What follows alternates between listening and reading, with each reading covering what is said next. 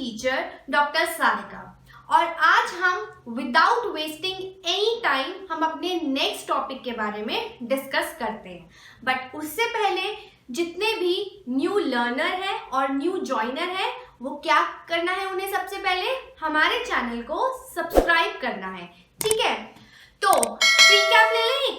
हमने अभी तक चैप्टर 7 स्टार्ट कर चुके हैं जो आपका कंट्रोल एंड कोऑर्डिनेशन है।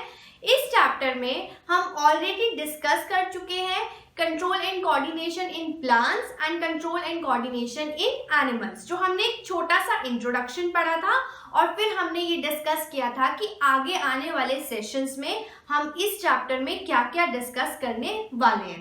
राइट, उसके बाद हमने फाइटो हार्मोन्स के बारे में पढ़ा जो आपका प्लांट हार्मोन है। राइट, जिसमें it can be categorised into 2 categories जो आपका है growth inhibitor and growth promoters. साथ ही साथ हमने एक और कैटेगरी की बात की जिसमें दोनों इंक्लूड करते हैं, दैट मीन्स ग्रोथ प्रमोटर भी और ग्रोथ इनहिबिटर्स भी। Right, now the growth promoter की अगर हम बात करें तो उसमें हमने स्टडी किया ऑक्सिन, गिबेरेलिन एंड साइटोकाइनिन। इन तीनों के फंक्शंस के बारे में हमने पढ़ा और उसके मॉलिक्यूलर फॉर्मूला भी हमने पढ़ा। राइट, देन आपका आता है सेकंड कैटेगरी जो है आपकी ग्रोथ इनहिबिटर, जिसमें हमने कौन सा एग्जांपल लिया, जिसमें हमने एब्सिसिक एसिड के बारे में पढ़ा, उसके फंक्शंस हमने डिस्कस किए। राइट, देन आपका आता है थर्ड कैटेगरी जिसमें बोथ इंक्लूडेड था, प्रमोटर भी और इनहिबिटर भी, और उसका एग्जाम्पल क्या है, उसका एग्जाम्पल है इथाइलिन। क्लियर है यहाँ तक? यहाँ तक अगर किसी को कोई भी डाउट है तो आप कमेंट बॉक्स में उसको लिख दीजिए। ठीक है, आज हम जिस टॉपिक के बारे में डिस्कस करने वाले हैं वो है आपका structure of neuron. Yes, structure of neuron easy है, छोटा सा है बट उतना ही इंपॉर्टेंट है। प्लस जो भी हम इस स्ट्रक्चर में पढ़ने वाले हैं उसका डायग्राम भी आपको आना चाहिए। तो इसीलिए मैंने क्या किया है कि मैं आपके सामने डायग्राम ड्रॉ करूंगी और मेरे साथ साथ आप सबको उस डायग्राम को अपने नोटबुक में ड्रॉ करना है, सो दैट अगर किसी भी स्टूडेंट का कोई भी उसको पार्ट नहीं पता कि कैसे ड्रॉ करते हैं तो वो यहाँ पर सीख ले। और मैं प्रॉमिस करती हूँ कि अगर आप इस डायग्राम को बहुत अच्छे से एक बार मेरे साथ ड्रॉ करोगे तो लाइफ टाइम आप भूलने नहीं वाले हो, क्योंकि बहुत सिंपल है। लेकिन एग्जाम में अगर आप सीबीएसई के पेपर्स की बात करोगे या किसी ने देखा होगा तो ये आता है, ये most of the time question आया हुआ है जिसमें आपको डायग्राम, चाहे वो पूछे एग्जामिनर चाहे ना पूछे, आपको वो डायग्राम ड्रॉ करना है। क्लियर है? तो अब हम डायग्राम से स्टार्ट करेंगे। न्यूरॉन के स्ट्रक्चर को पहले हम ड्रॉ करेंगे और उसके बाद लेबल करेंगे एंड देन उसके बाद हम उसके पार्ट्स को और उसके फंक्शन को समझेंगे। ठीक है, देखो सबसे पहली चीज तो न्यूरॉन क्या है, हमने प्रीवियस सेशन में बात की थी नर्व सेल्स की। याद है, स्पेशलाइज्ड सेल्स की बात की थी कि जो नर्वस टिश्यू होता है they are made up of organised network of nerve cells जिसे हम बोलते हैं neuron. Right, now neuron is basically specialised for conducting information. न्यूरॉन क्या करता है, ये इंफॉर्मेशन को कंडक्ट करता है। किस फॉर्म में करता है? पहली चीज इलेक्ट्रिकल फॉर्म में करता है, from one part of the body to the another part of the body. अब कैसे करता है यही तो आज हम डिस्कस करने वाले हैं। ठीक है, तो जो हमारा आज का टॉपिक है वो है स्ट्रक्चर ऑफ न्यूरॉन। बहुत सिंपल है, बहुत इजी है, बहुत जल्दी समझ में आ जाएगा। तो आप लोग मेरे साथ साथ इसको ड्रॉ करिए तो आपको भी क्लियर हो जाएगा कि डायग्राम को कैसे ड्रॉ करते हैं। सिंपल है, आपको बहुत ज्यादा कुछ नहीं करना है, एक स्टार जैसा कुछ एक स्ट्रक्चर ड्रॉ करना है। ठीक है, ये आप देख रहे हो,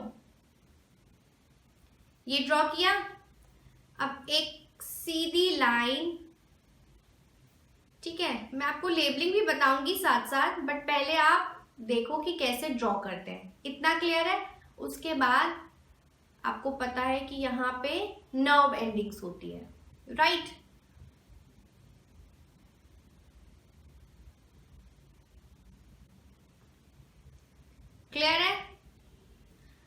बताओ ये डायग्राम ड्रॉ करने में क्या डिफिकल्टी है? कोई डिफिकल्ट नहीं है ये, राइट? ये तो बहुत सिंपल है। अब हम स्टार्ट करते हैं। देखो यहाँ पे इसका न्यूक्लियस है, जो आपको पता है छोटा सा आपको सर्कल बनाना होता है, दैट्स इट। देन यहाँ पे हम इसके जैसे रूट हेयर्स होते हैं ना, ऐसे न्यूरॉन के हेयर्स लाइक स्ट्रक्चर ये आपको ड्रॉ करना है। आप कैसे भी ड्रॉ कर सकते हो, हेयर्स की तरह आपको ड्रॉ करना है सिंपली, राइट? और इनको क्या कहते हैं? इनको डेंड्रॉन्स या डेंड्राइट्स बोलते हैं। ये ड्रॉ हो गया। अब आपने यहाँ पे इस तरीके के बॉक्सेस बनाने हैं, ठीक है? ये बॉक्सेस बन गए आपके। लेंथ छोटी बड़ी आप कैसे भी कर सकते हो, ये कंप्लीटली आप पर है। बस क्लियर होना चाहिए डायग्राम कि क्या ड्रॉ कर रहे हो। यहां तक क्लियर है? इसमें हम छोटे छोटे सेल्स लाइक स्ट्रक्चर बना देंगे। क्लियर? ऐसे ही हम डाउनवर्ड साइड में भी ये हमारे बन गए स्ट्रक्चर्स, राइट? नाउ ये आपका न्यूरॉन का स्ट्रक्चर है सिंपली। अब हम इसे क्या करेंगे? अब हम इसे लेबल करना स्टार्ट करेंगे। ये क्या है? दूसरा पेन यूज करते हैं, ठीक है? ये है आपके डेंड्राइट्स या डेंड्रॉन्स, जो भी आप बोलो। ये है आपका, कहाँ लिखूं? यहां लिख देती हूं, न्यूक्लियस, राइट? देन ये है आपकी, ये जो ये स्टार वाला पोर्शन है ना, इसे हम सेल बॉडी कहते हैं। और उसके बाद का जितना भी स्ट्रक्चर है आपका, उसे हम ये वाला स्ट्रक्चर एक्सॉन कहते हैं। तो ये चीज आप ध्यान रखना कि जो स्टार वाला स्ट्रक्चर है वो हमारा सेल बॉडी है और उसके बाद का जितना भी पार्ट है वो हमारा एक्सॉन है। क्लियर? नाउ ये जो है आपके बॉक्सेस, इसे हम माइलिन शीट कहते हैं। क्या कहते हैं? Myelin sheath. और इसमें जो आपके सेल्स बने हुए हैं, इसे हम श्वान सेल्स कहते हैं। स्पेलिंग सही लिखिएगा एग्जाम में, श्वान सेल्स। देन ये जो आप हर बॉक्स के बीच में गैप देख रहे हो, ये वाला गैप, इस गैप को बोलते हैं नोड ऑफ रेनवायर। पता है कुछ लोगों को मैंने बोलते हुए सुना है कि ये रणवीर भी बोलते हैं इसको। रणवीर नहीं है, रणवीर कपूर, रणवीर सिंह, बट उससे आप याद कर सकते हो कि नोड ऑफ रेनवायर है, ठीक है? नाउ ये आपकी हो गई नर्व एंडिंग। टर्मिनल है इसलिए हमने उसको एंडिंग बोला है। आप नर्व टर्मिनल भी लिख सकते हो, कोई फर्क नहीं है, कोई मार्क्स डिडक्ट नहीं होगा। यहां तक क्लियर है? तो अब हमारी ये हो गई लेबलिंग भी। अब हम देखो पहले समझते हैं और उसके बाद फिर मैं आपको इनके फंक्शंस बताऊंगी और लिखवाऊंगी, ठीक है? देखो आपको पता है कि जो न्यूरॉन है वो हमारी बॉडी में क्या करता है? वो हमारी बॉडी में इंफॉर्मेशन को ट्रांसफर करने का काम करता है from one part of body to the other part of the body, right? अब कैसे करता है?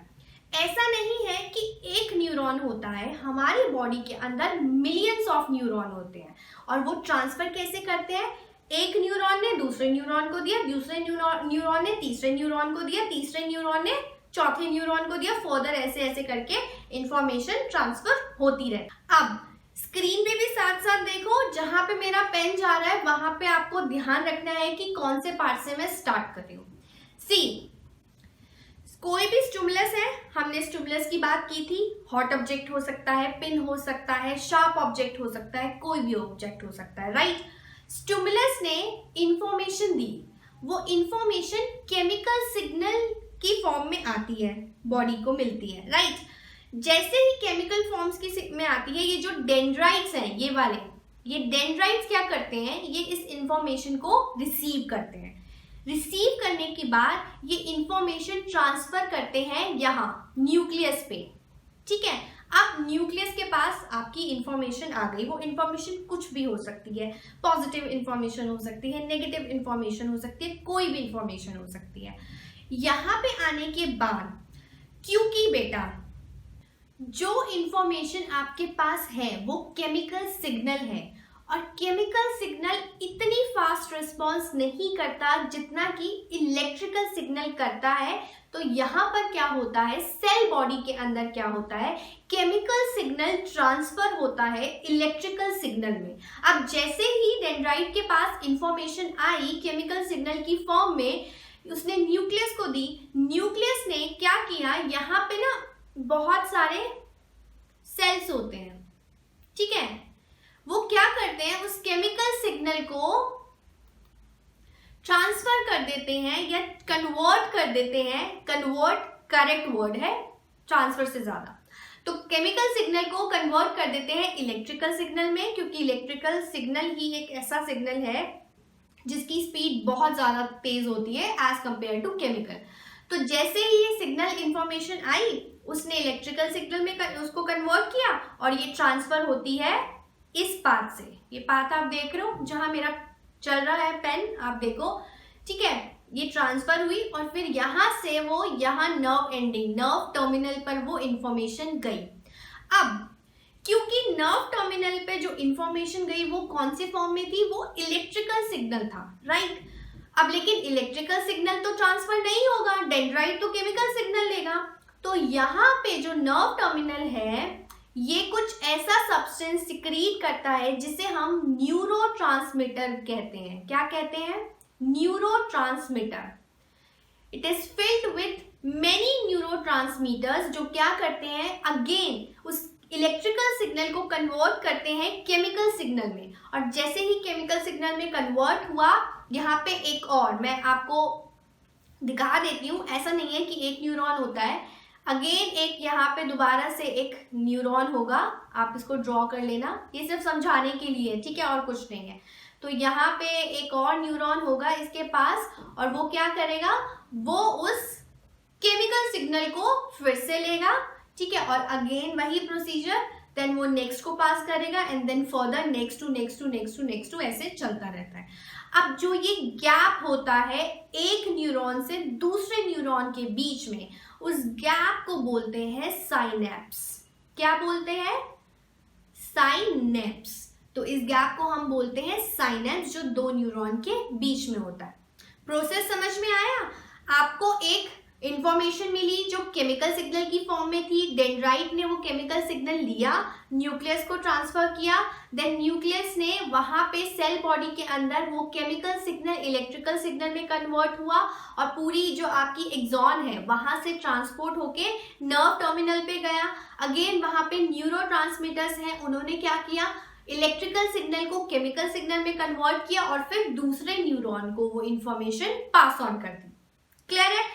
ये सिर्फ आपका प्रोसेस है। देखो सिर्फ सिंपल इजी कितना छोटा सा है। अब आप इसको कैसे लिखोगे, एग्जाम में अगर ये डायग्राम आता है तो आपने सबसे पहले, क्वेश्चन आता है तो सबसे पहले आपने ये डायग्राम ड्रॉ करना है, जो ऑलरेडी मैं आपको बता चुकी हूँ सिंपलेस्ट वे में। इससे ज्यादा सिंपल डायग्राम आप नहीं बना सकते, बहुत सिंपल है। आप इसको हॉरिजॉन्टल भी बना सकते हो एंड आप इसको वर्टिकल भी बना सकते हो। जैसे मैं आपको एक छोटा सा बना के दिखाती हूँ, यहाँ पे आप इसको इस तरीके से भी वर्टिकल भी बना सकते हैं। ऐसा कोई जरूरी नहीं है कि आप इसको हॉरिजॉन्टल ही बनाएंगे।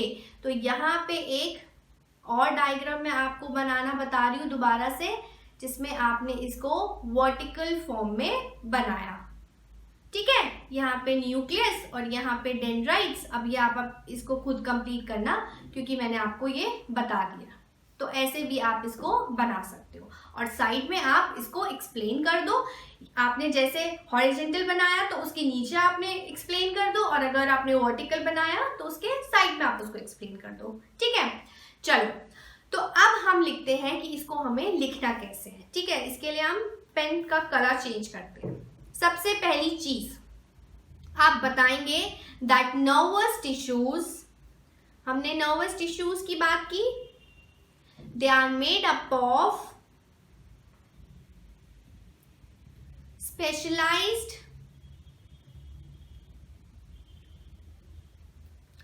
organized, कॉमा कर देना, organized network of tissues or we can say that network of nerve cells, जिसको हम बोलते हैं called as, क्या बोलते हैं, न्यूरॉन.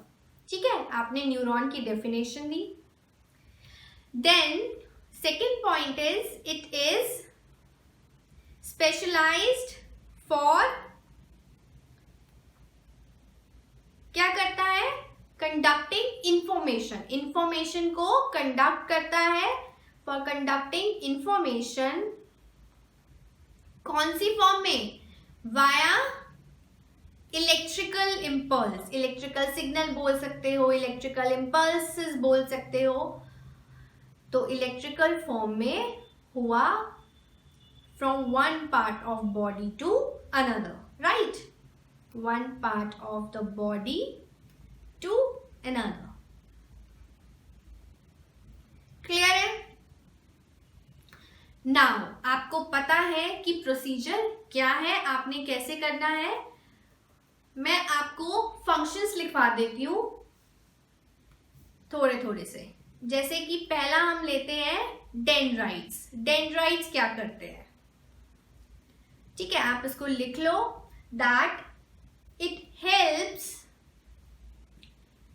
इन रिसीविंग इंफॉर्मेशन, लेता है, ठीक है, और क्या करता है, अलाउ करता है ट्रांसमिशन को. Allow the transmission of messages लिख सकते हो, इंफॉर्मेशन लिख सकते हो, कुछ भी लिख सकते हो. Transmission of information to the cell body. Dendrite यही तो करता है. उसके पास जो भी इंफॉर्मेशन आती है वो सेल बॉडी को दे देता है. तो डेंड्राइट का फंक्शन तो ये हो गया. दूसरा है आपका माइलिन शीथ. माइलिन शीथ ये क्या करते हैं, it is formed with a plasma membrane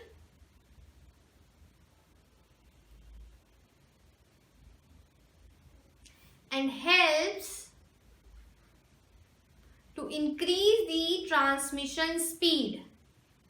मैं आपको बताती हूँ, अभी इसको दोबारा से एक्सप्लेन करूंगी कि क्या है ये. आप पहले लिख लो इसको पॉइंट्स में. Increase the transmission speed. Then आपका श्वान सेल्स जो है, श्वान सेल्स ये क्या करते हैं, it is also known as neurilemma. Neurilemma cells, इनको हम न्यूरीलेमा सेल्स भी बोलते हैं. which are responsible for the production of myelin sheath. yes, जो भी myelin sheath है उनके प्रोडक्शन में भी श्वान सेल्स जो है वो हेल्प करते हैं. Myelin sheath.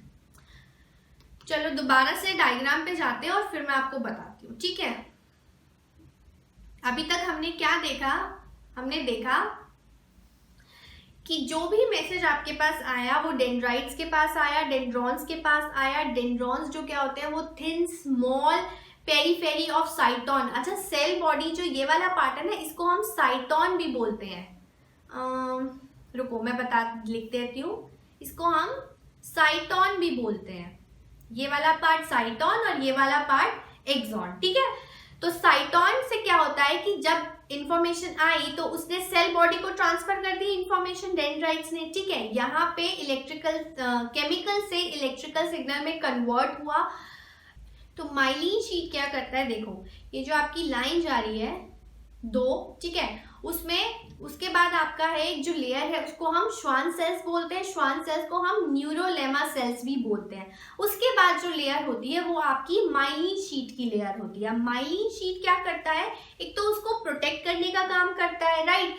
प्लस जो आपकी इंफॉर्मेशन है उसकी स्ट्रेंथ को इंक्रीज करता है, उसकी स्पीड को इंक्रीज करता है.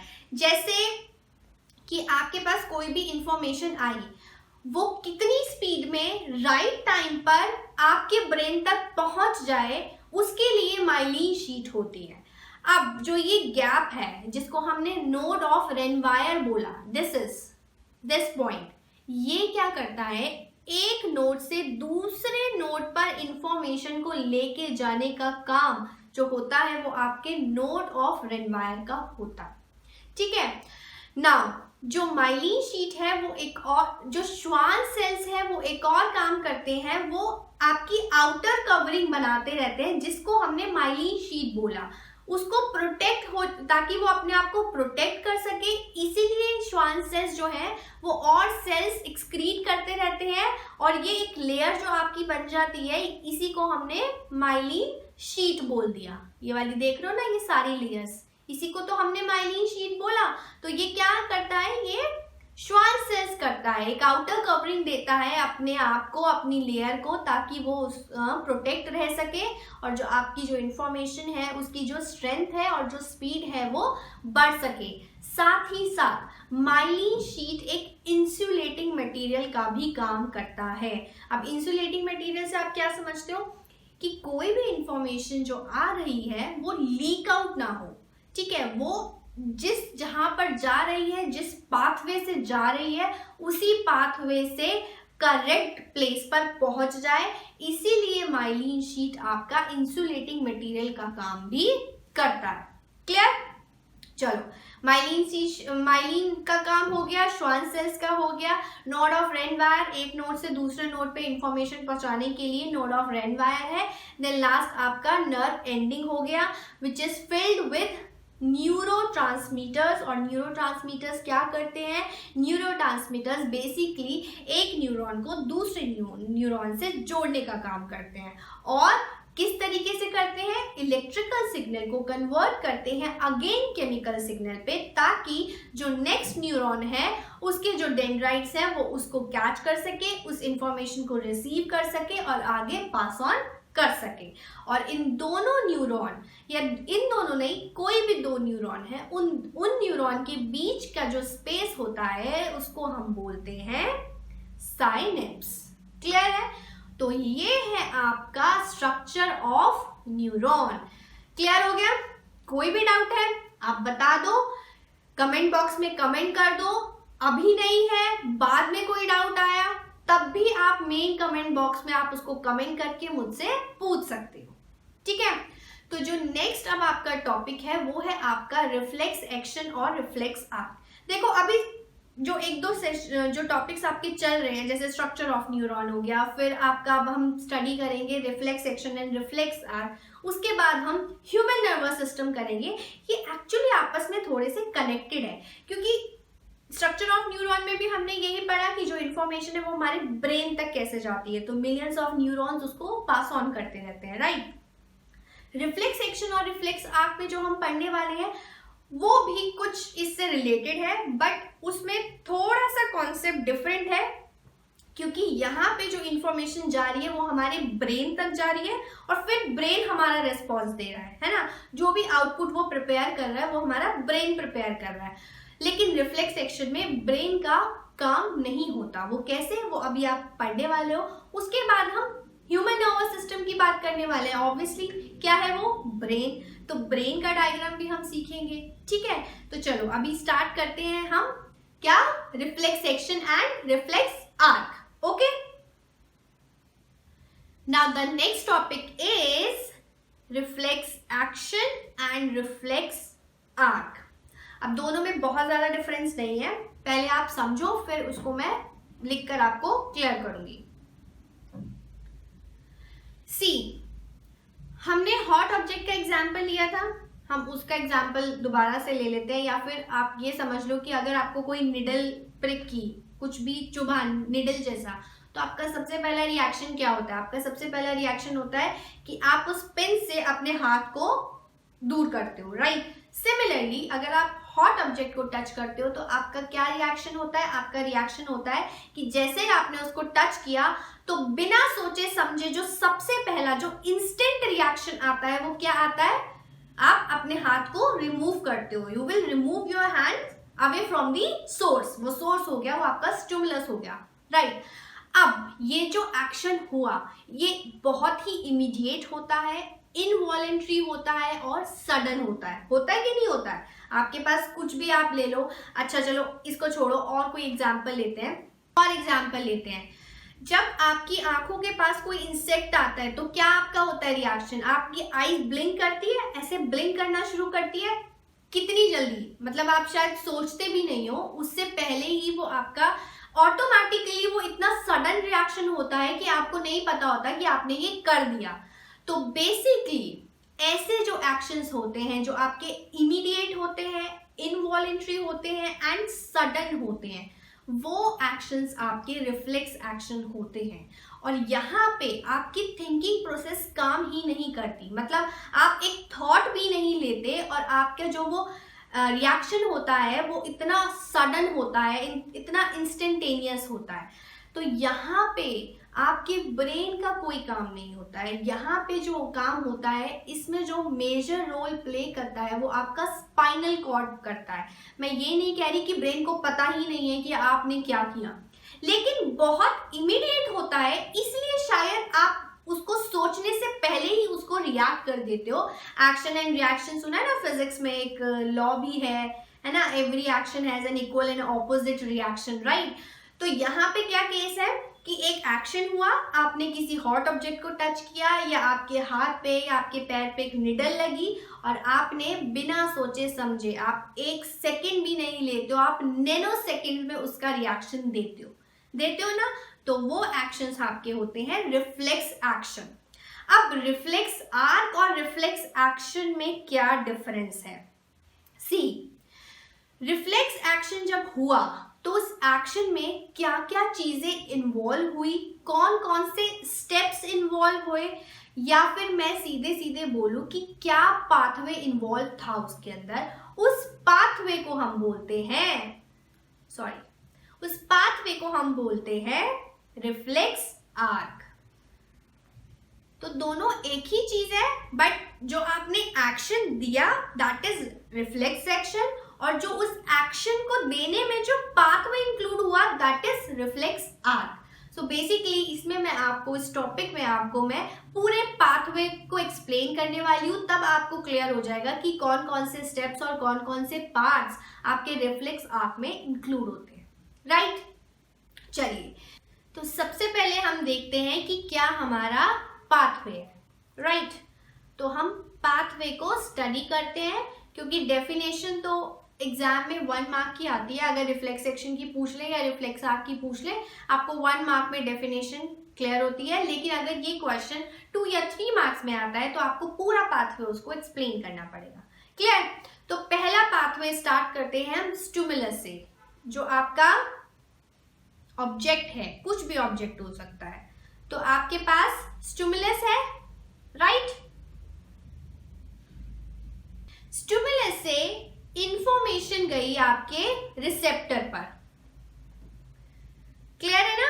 रिसेप्टर क्या है? अच्छा, रिसेप्टर की जो डेफिनेशन है, जो पूरा एक्सप्लेनेशन है, अगर आपको याद हो तो हमने कंट्रोल एंड कोऑर्डिनेशन जब चैप्टर स्टार्ट किया था तो उस सेशन में हमने रिसेप्टर के बारे में भी डिस्कस किया था। और अगर आपने मिस कर दिया या नहीं देखा तो आप आई आइकन पर क्लिक कर सकते हो, आपको वो लिंक मिल जाएगा और वहां से आप उस वीडियो को, उस सेशन को आराम से बैठ के देख सकते हो, जिसमें हमने पूरा एक्सप्लेन किया हुआ है कि रिसेप्टर क्या होते हैं, ठीक है?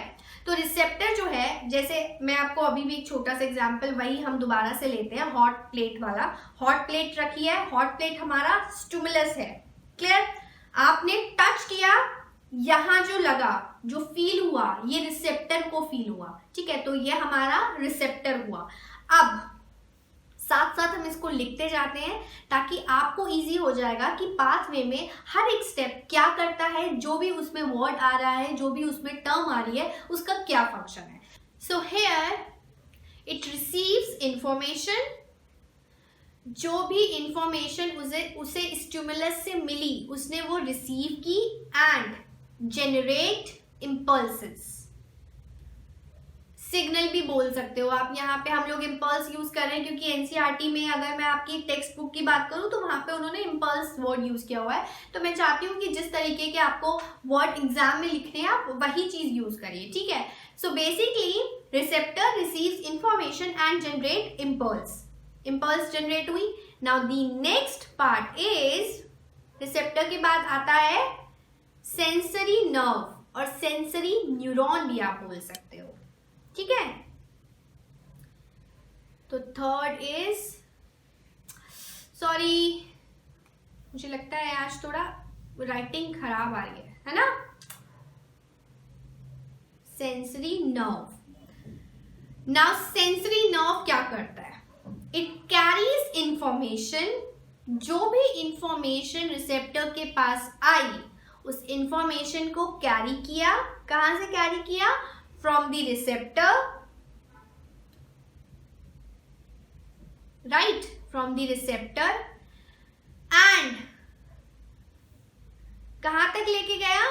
To the inter neurons. बहुत सारे न्यूरॉन्स होंगे, हमने बात की है मिलियंस ऑफ न्यूरॉन्स होते हैं। तो कैरी करता है इंफॉर्मेशन को रिसेप्टर से और लेके जाता है to the inter neurons in the spinal cord. So basically अब इंफॉर्मेशन कहाँ आ गई? हमारे स्पाइनल कॉर्ड में, राइट। तो नेक्स्ट जो आपका स्टेप हुआ वो हुआ आपका स्पाइनल कॉर्ड, फोर्थ वाला, राइट। इसी तरीके से आपको लिखना है एग्जाम में। मुझे लगता है, पता है मेरा क्या रहता है कि मैं आपको उस तरीके से क्लियर करूं या उस फ्लो चार्ट में क्लियर करूं कि जैसे मैं ड्रॉ कर रही हूं आप एज इट इज वैसा भी ड्रॉ करोगे ना एग्जाम में, तो कहीं आपके मार्क्स डिडक्ट नहीं होने वाले। क्योंकि मैंने जो जनरली ऑब्जर्व किया है, एनालाइज किया है स्टूडेंट्स में, स्टूडेंट्स ना पैराग्राफ लिखने में कभी इंटरेस्ट नहीं होते या बहुत ज्यादा उसको लिखने में कभी इंटरेस्ट नहीं होते। और ऐसा होता है कि जब आप पैराग्राफ की फॉर्म में लर्न करते हो या कुछ चीज समझते हो तो वो आप जनरली भूल जाते हो। एक पॉइंट या एक वर्ड वहां से मिस हुआ तो पूरा पैराग्राफ आपने मिस कर दिया। तो मेरा टारगेट ये रहता है कि आपको फ्लो चार्ट के उससे समझाऊं, उसके साथ साथ अब देखो एग्जाम में अगर पाथवे आता है, पाथवे नहीं, अगर ये रिफ्लेक्स सेक्शन और रिफ्लेक्स आर्क का क्वेश्चन आता है 3 मार्क्स में आता है, तो आपको पता है रिफ्लेक्स सेक्शन क्या है, ठीक है, वो तो एक लाइन में आप डिफाइन कर ही दोगे और रिफ्लेक्स आर्क भी आप एक लाइन में डिफाइन कर दोगे। सिंपली पाथवे जो होता है रिफ्लेक्स सेक्शन में, जो भी पाथवे आता है वो आपका रिफ्लेक्स आर्क होता है। बट 3 मार्क्स में क्या आपको लगता है कि ये एक लाइन सफिशिएंट है? नहीं ना। दैट मीन्स वो आपसे पूरा पाथवे मांग रहा है। तो पाथवे में अगर आप इसी तरीके से ड्रॉ करोगे और रिसेप्टर के आगे लिख दोगे उसका function that it receives information and generate impulse, बस इतना काफी है। नेक्स्ट आया, उसने एरो डाल के किया कि नेक्स्ट जो आपका स्टेप है वो है आपका सेंसरी नर्व पे। सेंसरी नर्व क्या करता है? Again it carries information from the receptor to the interneurons in the spinal cord. Clear? Next आया स्पाइनल कॉर्ड। अब स्पाइनल कॉर्ड का फंक्शन देखते हैं। स्पाइनल कॉर्ड क्या करता है? इट प्रोसेस जो भी इंफॉर्मेशन आई उस इंफॉर्मेशन को प्रोसेस करना, देन उसका रिस्पॉन्स तैयार करना। यस, तो मैंने आपको याद हो तो मैंने अभी स्टार्टिंग में ये बात बोली इस टॉपिक को स्टार्ट करने से पहले, that the spinal cord has the major role to play, है ना। तो बेसिकली यही वो रोल है कि जो भी आपका रिस्पॉन्स, जो आपने करना है, जो आपने एक्शन देना है, वो आउटपुट, वो रिस्पॉन्स कौन प्रिपेयर करता है? वो रिस्पॉन्स आपका स्पाइनल कॉर्ड प्रिपेयर करता है। सो दैट मीन्स यहाँ पे आपको इसको स्टार मार्क करना है क्योंकि यहीं पे सारा रोल स्पाइनल कॉर्ड का ही है। वो ही आपको बता रहा है कि आपको एक्चुअली में हॉट प्लेट से अपना हाथ हटाना है कि नहीं हटाना है और कब हटाना है, राइट टाइम क्या है, राइट प्लेस क्या है, या मैं ये कह लूँ कि एप्रोप्रिएट रिस्पॉन्स क्या है। तो वो कहाँ प्रिपेयर हुआ? वो आपके स्पाइनल कॉर्ड ने प्रिपेयर किया, राइट। चलो, तो नेक्स्ट आपका जो है स्पाइनल कॉर्ड के बाद आपका जो इंफॉर्मेशन है, जो रिस्पॉन्स तैयार हुआ, वो आपका मोटर न्यूरॉन या मोटर नर्व के पास गया, ठीक है। तो ये आपका 5th वन हो गया, राइट। अब मोटर न्यूरॉन क्या करता है? मोटर न्यूरॉन उस इंफॉर्मेशन को कैरी करता है। अब इंफॉर्मेशन चेंज हो गई क्योंकि अब पहले तो इनपुट आया था ना, तो जो रिसेप्टर ने रिसीव किया वो इनपुट इंफॉर्मेशन थी। अब जो मोटर रिसीव कर रहा है वो आपकी आउटपुट इंफॉर्मेशन है कि क्या उसको देना है। तो basically it carries information from the spinal cord. Spinal cord से उसने वो इंफॉर्मेशन ली और किसको दी? To the effector organ. अब इफेक्टर ऑर्गन क्या है तो इसको भी हम पढ़ते हैं, डोंट वरी, हर चीज पढ़ेंगे। थोड़ा सा स्पेस ले लेती हूँ पहले पाथवे तक बस। तो नेक्स्ट जो आपका स्टेप आया पाथवे में मोटर नर्व के बाद वो आया इफेक्टर ऑर्गन। तो अब पता चल गया होगा, अभी मैं बताती हूँ इफेक्टर ऑर्गन क्या करता है। इफेक्टर ऑर्गन, अब इफेक्टर ऑर्गन के पास आपका आउटपुट आ गया, आपका रिस्पॉन्स आ गया। जो कौन लेकर आया? जो आपका मोटर नर्व लेकर आई, मोटर न्यूरॉन लेकर आया। उसके बाद इफेक्टर ऑर्गन क्या करता है? उस इंफॉर्मेशन को रिसीव करता है। So basically it receives the information. कहाँ से रिसीव की उसने इंफॉर्मेशन? मोटर न्यूरॉन से की। So from the motor neuron, है ना, यहां से उसने किया और क्या किया? And shows the appropriate response. अब उसने वो रिस्पॉन्स को शो कर दिया, दिखा दिया, ठीक है। तो basically stimulus hot plate, receptor जो इंफॉर्मेशन रिसीव किया और जो एक्शन जो हटा, ये एक्शन किसने किया? इफेक्टर ऑर्गन ने किया। और कैसे किया? क्योंकि उसको स्पाइनल कॉर्ड ने ये रिस्पॉन्स भेजा कि आपको क्या करना है। क्लियर है? तो ये जो पूरा पाथवे आपने देखा जो रिफ्लेक्स एक्शन में हुआ, इस पाथवे को ही बेटा हम रिफ्लेक्स आर्क बोलते हैं। अब कुछ एग्जाम्पल्स आप इसके लिख लो। ये क्लियर है ना? यहाँ तक कोई डाउट तो नहीं है ना? यहाँ पे इसके मैं एग्जाम्पल्स आपको लिखवा देती हूँ क्योंकि कई बार क्या होता है कि रिफ्लेक्स एक्शन और रिफ्लेक्स आर्क के एग्जाम्पल्स भी आ जाते हैं, तो आपको पता होने चाहिए, एटलीस्ट 3-4 एग्जाम्पल्स आपको पता होने चाहिए। तो यहाँ पे हम लिखेंगे examples, right. First example, when light act as an stimulus. Stimulus कुछ भी हो सकता है, हम लोग ऑलरेडी बहुत बार डिस्कस कर चुके हैं कि स्टिमुलस क्या है।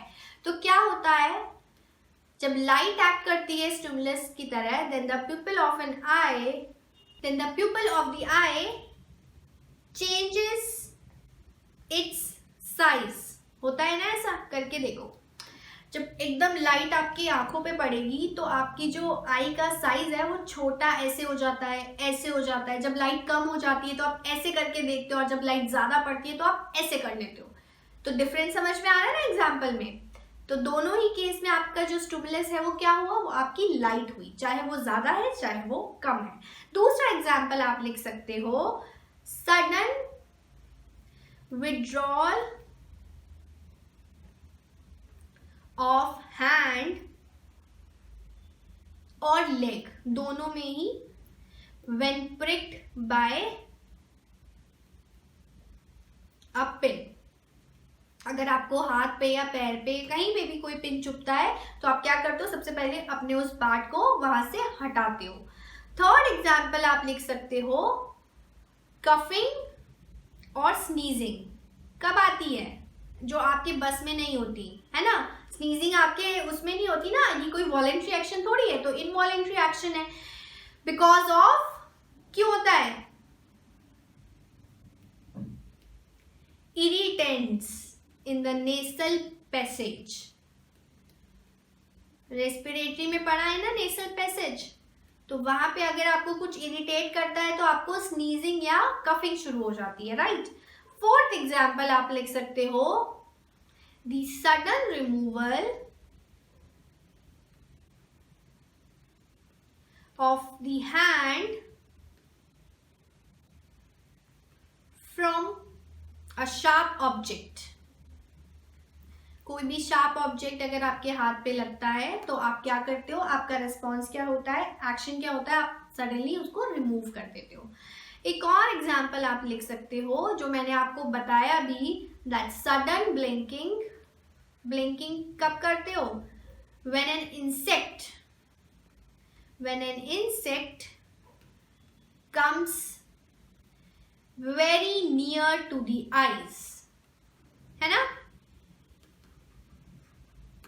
तो ये कुछ एग्जाम्पल्स हैं जो आप लिख सकते हो इस क्वेश्चन में। अच्छा, मैं एक और चीज आपको लिखवा सकती हूँ, रिफ्लेक्स आर्क। अगर रिफ्लेक्स आर्क क्वेश्चन में आता है और आपको ये फ्लो चार्ट नहीं है, तो उन बच्चों के लिए जो लिखना भी चाहते हैं और पाथवे भी ड्रॉ करना चाहते हैं, तो दोनों केस में, दोनों हर तरीके के स्टूडेंट के लिए वो सफिशिएंट होगा। या तो आप पाथवे बना के साइड में आप उसके उस फंक्शंस को लिख दो, या फिर आप एक पैराग्राफ की फॉर्म में लिख दो। तो मैं लिखवा देती हूँ क्योंकि मुझे कोई प्रॉब्लम नहीं है आपको कोई भी चीज ना बताने की। मैं चाहती हूँ कि जिस बच्चे को जैसे प्रिपेयर करने की आदत है वो वैसे प्रिपेयर करे और इजी वे में प्रिपेयर करे, ताकि उसको एग्जाम में प्रॉब्लम ना हो लिखने में, और मेरे कोई भी बच्चे का हाफ मार्क्स भी डिडक्ट ना हो। तो मेरा तो यही टारगेट रहेगा कि मेरा बच्चा पूरा का पूरा आंसर को कवर करे। ठीक है, तो मैं एक काम करती हूँ, मैं आपको एक पैराग्राफ की फॉर्म में भी इसको लिखवा देती हूँ, रिफ्लेक्स आर्क। तो हम क्या स्टार्ट करने वाले हैं?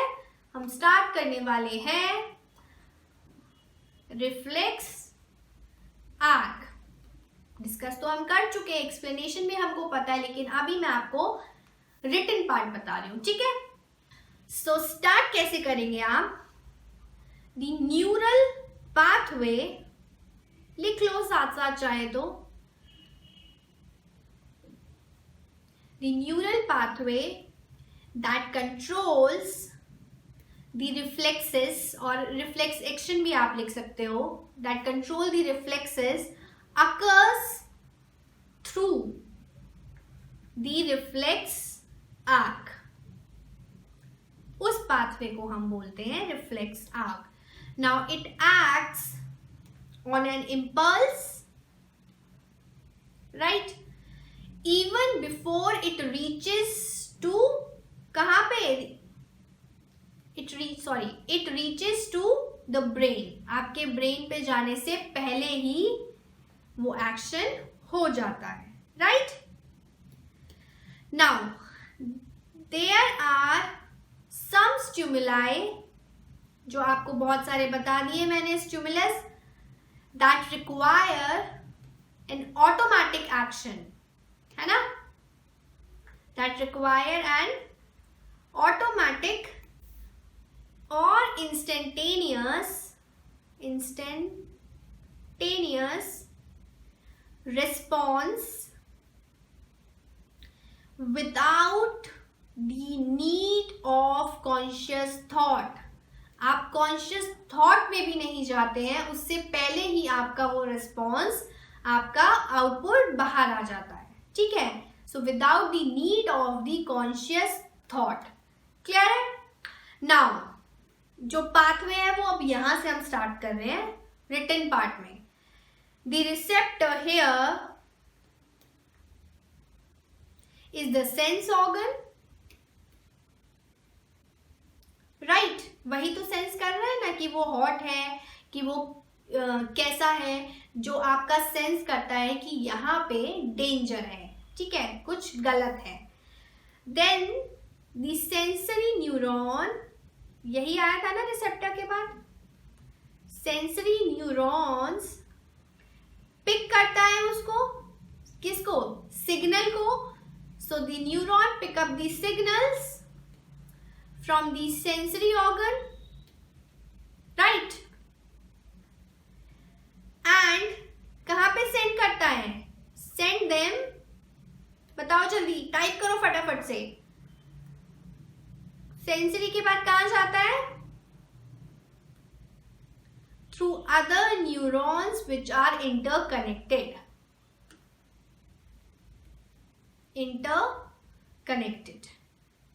राइट? उसके बाद it is then received by the जो हमने मोटर न्यूरॉन की बात की थी वो उसको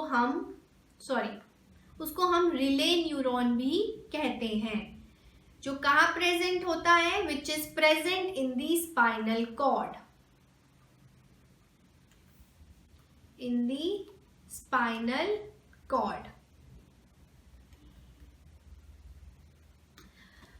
सॉरी, रिले न्यूरॉन को मोटर न्यूरॉन नहीं कहते, स्पाइनल कॉर्ड में जो प्रेजेंट होता है उसको रिले न्यूरॉन कहते हैं। उसके बाद स्पाइनल कॉर्ड से वो मोटर न्यूरॉन पे लेके जाता है। देन इमीडिएटली क्या करता है, जो स्पाइनल कॉर्ड है आपका, वो आपके रिस्पॉन्स को रेडी करता है। So the spinal cord then send back signals to the muscles. आपकी मसल्स के पास जो गया ये आपका मोटर न्यूरॉन्स है ना, किसके थ्रू जाता है, थ्रू दी मोटर न्यूरॉन, और मोटर नर्व भी हम कह सकते हैं। नाउ दी मसल्स जो भी आपके हैं वो अटैच होता है सेंस ऑर्गन से, right, attach to the sense organ.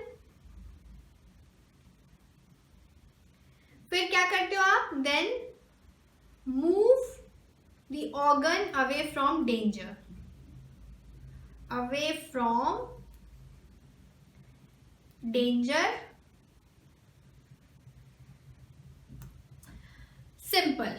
Now in reflex action the signals do not travel up to the brain. सीधे सीधे आपको ये पता होना चाहिए कि जब हम रिफ्लेक्स एक्शन और रिफ्लेक्स आर्ट की बात करते हैं तो जो हमारे सिग्नल्स हैं वो ब्रेन तक जाते ही नहीं है।